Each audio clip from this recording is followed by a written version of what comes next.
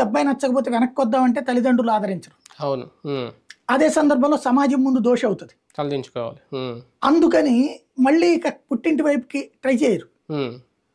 తెలిసినా కూడా పుట్టింటోళ్ళు కూడా తీసుకొచ్చి పరువు పోగొట్టుకోవడం ఎందుకు, అందరు నాలుగు మాటలు అంటారని వీళ్ళు వదిలేస్తారు.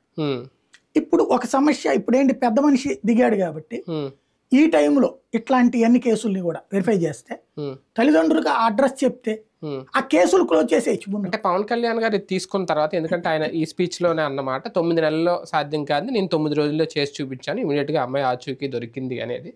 30,000 మంది అమ్మాయిలు మిస్సింగ్. ఇంతకు ముందు అంటే గత ప్రభుత్వం ఉంది కాబట్టి వాళ్ళ మీద ఏదో వేశారు, బురద ఆరోపణ ఏదో చేశారు, అయిపోయింది. ఇప్పుడు వీళ్ళ ప్రభుత్వమే కాబట్టి ఇలా 9 రోజుల్లో చేసిన 30,000 మందిని అంత ఈజీగా చేంజ్ చేసి ఆ కేసులు పరిష్కరిస్తారా, వాళ్ళని వెనక్కి తీసుకొస్తారా? General doubt. ఇప్పటికే వీటెట్లో 15-20 వేల కేసులకు సంబంధించి సాల్వ్ అయిపోయి ఉంటాయి.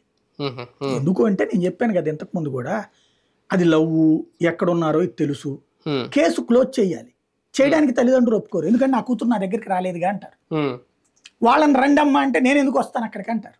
అది మేజర్లు అయిపోతారు వాళ్ళు. మరి కేసు ఎక్కడ క్లోజ్ చేయాలి? కేసు అలా పెండింగ్ లో ఉంటుంది, వదిలేస్తారు వీళ్ళకి. దాంట్లో ఎందుకు తర్వాత ప్రెషర్ ఏం లేదు కదా, వదిలేస్తారు. ఇప్పుడు పొలిటికల్ గా వచ్చింది కాబట్టి నడుస్తుంది. ఇప్పుడు అది కనుక క్లోజ్ చేయాలనుకుంటే 30,000 అలాగే ఉంటాయి అంటారు. అంతే, దాదాపుగా 20,000 కేసులు అట్లాగే ఉంటాయి.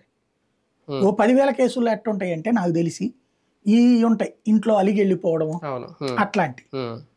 కొన్ని కేసులు మాత్రం ఈ కిడ్నాప్ అన్నను కానీ మోసపోయి ఎవరి దగ్గరో బలైపోయే వాళ్ళు ఉంటారు.